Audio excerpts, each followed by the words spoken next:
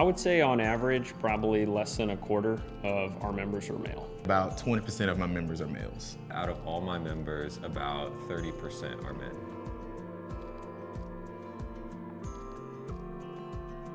It's not necessarily an initial approach to engage males differently. Depending on the member, you obviously engage every member differently. When engaging my male members, we skip a lot of the fluff. We get right to the point. I find myself using humor a little bit more. I feel like it helps to dispel some of the tension around talking about sensitive health topics and gets them to be more open and willing to making changes. Lower engagement for men in health programs is seen as a pretty prevalent issue.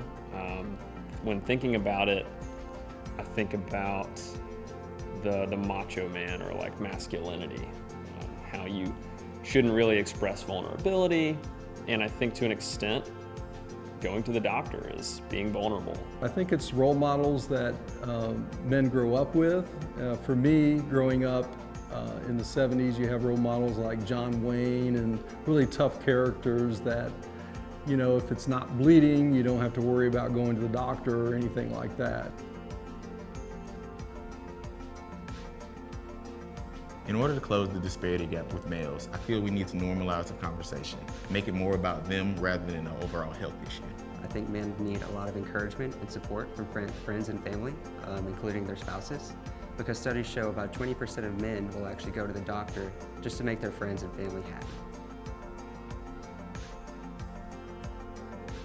The challenges I face with coaching male members is not being open enough, really wanting to hold back and not go all in and tell me about their health situation. I think challenges are unique to each individual. I think there are some very common challenges like just time. In fact, some of the males that I've coached have been very successful, have been very determined and open to advice. It's really tough to get them on board, but I find once I do have a male on board with change, that they pick it up and run with it themselves.